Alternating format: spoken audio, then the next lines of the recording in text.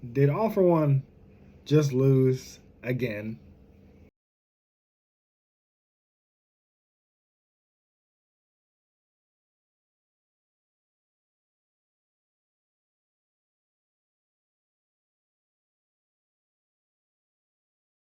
Anime podcast. I'm your host Shinry here at the Everything Anime Podcast. Talk about from anime, manga, video games, TV shows, on whatever relevant topic we feel like talking about. Today's video is on My Hero Academia. I think it's 408, 409, 410, one of those two or three. Anyways, so it must have been 2 videos ago. I just praised My Hero Academia for doing All for One's backstory. I thought it was interesting. And in the video before that, I called All for One the weakest villain in Shonen Jump. And I gave my examples. Not going to go over them again. I'll tag that video at the end of this so you can watch it. But this whole chapter that just dropped opened up. Well, it ended the last chapter with Bakugo being afraid of All for One because his last technique didn't work. Like, he was like, oh my God, there's nothing I can do against All for One. Like, I don't stand a chance against that thing. And so I was like, okay, you're either going to fake out killing Bakugo again, which, one, he had a fake out death, which I never believed. 2, you did kill him, but then the next chapter you pulled a fairy tale and brought him right back with some BS, and now you threaten to kill Bakugo again. So that's like 4 times. Fake out, well, fake out death, fake out supposed death with Bakugo. So I didn't believe he'd die. I thought somebody would save him, or like, I don't know, maybe All for One would just knock him out of the way. But what did you do? You subverted expectations, which as a writer, as a reader, people like subversions of expectations. You know, like, what's a good subversion? There's been many. Let's go with Ash actually winning the Pokemon League in that last season. I only watched that last episode, but like, that's a subversion. Like, Ash has won leagues before, at least 1 or 2, but like him winning a major league and becoming a champion, pretty dope. Especially Pikachu fighting Charizard, like, that's a pretty good subversion of expectations. Electric type versus a fire type, and yeah, we know Pikachu is overpowered, but you get what I mean. Like, a subversion of expectations is something that you're not expecting, but it does pay off in a way. This one did not. First of all, Bakugo, I guess he used the sweat or water, I think it was raindrops, whatever he mixed his sweat with the raindrops in the air to increase his range. And there's like 4 just giant panels of him attacking All for One and taking him down. They literally say in the last panel, All for One is down. Are you joking? I get that Deku's main villain is Shigaraki, but All for One is like your major villain, and Bakugo isn't like a side character. Let me like reiterate that. Like, it's kind of like Goku and Vegeta. They're your main heroes. You have Piccolo and Gohan and the Z Fighters, but it's mainly Goku and Vegeta. It always comes down to Goku, but Vegeta's still there. And on it, I would review Resurrection After at some point, but my point is, using that as an example, the actual ending of Resurrection F is not the whole time reversal, I can only do it one time bullshit.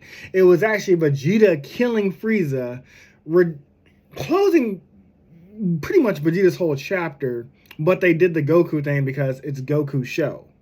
But on the DVD, you can watch the alternate ending where Vegeta kills Frieza, and it's just that's just how it ends. That is the actual ending. That is an actual ending, not this reverse time shit. Oh, I can reverse time one time, and I can never do it again, and never bring it up again.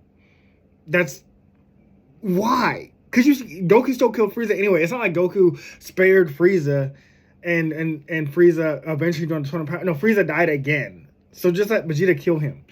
So, but I mean, that fits for Vegeta because, yes, he is Goku and Frieza's villain. He's Goku's villain because he killed Krillin and he killed all the Saiyans and he killed his father Bardock.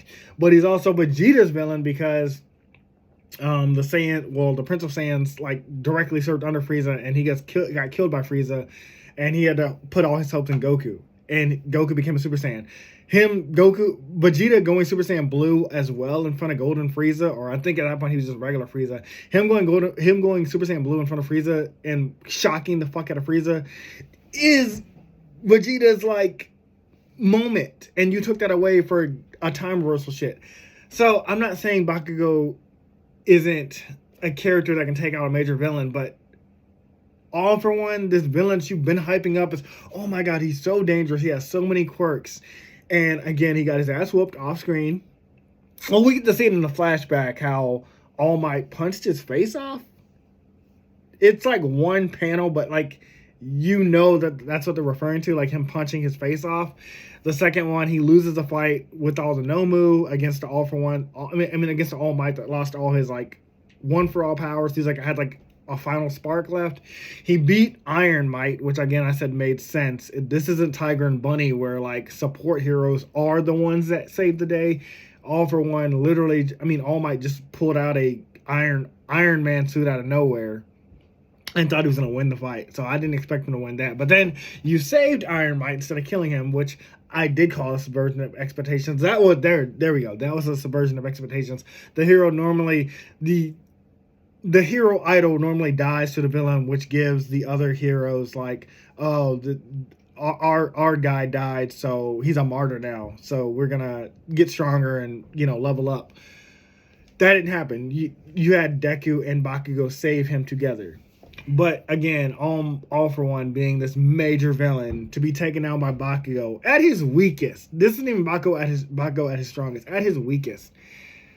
It literally just makes me go back to the video where I said All For One is the weakest Shonen Jump villain ever. Now, we won't be able to confirm if he's fully down until the next chapter, but the way he worded it, the way All For One panicked, the way he was like so scared of the second One for All user who looks like, again, first of all, it's not time travel.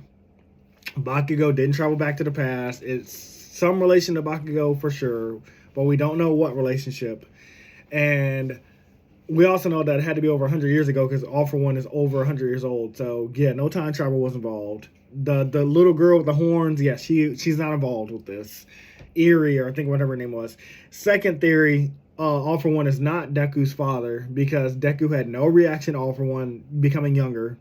So that theory's out the window. I never once believed All For One was Deku's father. But I mean, I had no reason not to believe it. I just didn't. This wasn't no Naruto, obviously the Hokage is your father kind of moment. Like, literally, Naruto, look at the statue. He has blonde hair, blue eyes. He died the day you were born kind of shit. It's not that.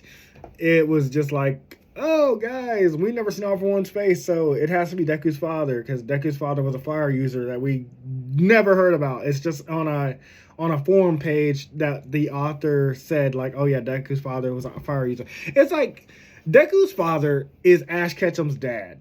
You know what I mean? Like, where we know Ash Ketchum's mom, we know Professor Oak, which I'm not going into Professor Oak is Ash's dad theory. We're not doing that. But it's Ash's father. We don't know who that is. It is, it's Gon's mother from Hunter x Hunter. We don't know who Gon's mother is. Remember in Hunter x Hunter when Gon plays the cassette tape left by his dad says, Gon, I will answer 3 of your questions right now. 1, if you want to know where I am, I'm not going to tell you. You have to come find me. 2, keep listening because you want to know who your mother is. And Gon erases the tape as soon as he says, I'm going to tell you who your mother is. That is what Deku's dad is right now. Because we're definitely at the end of the series. There is not going to be more than this. I don't see anything else happening post this war, because it could have been longer. Not every anime needs to be long, not going into the One Piece, but even like Naruto being 700 chapters, or Naruto to Boruto, which we can say is like 800 chapters because Boruto is still a part of the Naruto universe. Even being 800 chapters, it don't need to be that long, but like the racist against heteromorphs thing was not done properly. Dabi's family thing, I did give that praise, but I did say it was also rushed. I liked Himiko Toga's thing. I already went through that. And lastly, Endeavor kind of got redeemed in the Dabi flashback, kind of. I know people really hate that character, but like, I don't know. he definitely abused Dobby as far as like trying to push him beyond his limits. But I still needed more than that. So yeah, My Hero Academia could have been longer if he had fleshed out those ideas. But like already going into the war arc, I don't think we're gonna get Deku's dad reveal. If All for One is down next chapter, like if he is officially down, I am going to shit on the rest of this manga from now on. I will. This is the villain you hyped up, and he is weak as fuck. I praised his backstory. I praised that he beat Iron Mike, because it would have been stupid if he lost. Because again, this is not Tiger and Bunny. Tiger and Bunny is a support hero, support machine, armored anime. You can have support heroes beat villains. I'm not saying that, but don't have a support hero beat a main villain, like a major villain. Like that sounds bad. Like it's not that you can't, but just have them beat like a support villain, not like the main bad guy. Anyways, that's my thoughts on that. I'm going to leave you guys. We're going to go into sponsor for today's video, and we'll end there. Hey guys, this video was sponsored by me, the author of the Shinry series, the Chronicles of Wayne, and Monsterverse. So I figured I'd do this outro a little bit different by showing you guys what you guys will be checking out. So, the Shinry series starts with Book 1, Shobu Samurai Project Aryoku. 10 years after the death of his parents, Shobu Samurai returns home, seeking vengeance, but instead faces the choice to save his home from shadow creatures, blood beasts, and an organization once thought dead. Shinry's Shobu Samurai starts at $9.99, and if you love anime, manga, Naruto, One Piece, Bleach, Yu Yu Hakusho, Fairy Tail, Shaman King, Rave Master, Zatch Bell, anything like that, the Shinry series is definitely the series for you. You'll definitely want to check it out. The Sword of Light is probably the thickest one so far, and then these books are 2. This is Enter the Dread Zone Tournament, and the series original ending, Arado the Legendary Conjuring Master. So, and I'll just show you guys some of the covers. Really proud of all of these, but I hope you guys check it out. If you don't like that, I also have the current published books for the Chronicles of Wayne, Love Be Damned, Cotton Candy, Full Moons, Fabled Lovers, A Cursed Virgin's Bite. If You Go Where Monsters Dance, Red will Rain Over Your House. Love Be Damned. Now, the Chronicles of Wayne is about a geeky guy, or a nerdy guy in high school. His senior year, he has a crush on the hottest guy in school, because of course he does. He's only got one best friend, and her name is Barb. Well, the hottest guy in school turns out to be a werewolf.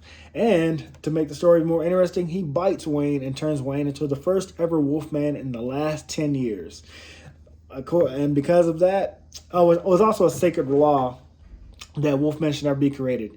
I don't want to get into too much of the Chronicles of Wayne without spoiling it, but I can tell you it's very short. This one sells for $6.99, and Love Be Caged right after it. The ending of this trilogy, Love Be Liberated, comes out in October. So I'm going to definitely do a more full in-depth review of this one. But yeah, it's an LGBT fantasy fiction story about werewolves, vampires, white witches, a dark warlock, and, well, many, many more surprises to come.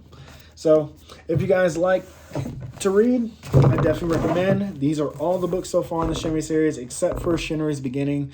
I do have that one, but it's just not here with me. But yeah, I appreciate a like, support, or just a review on Amazon.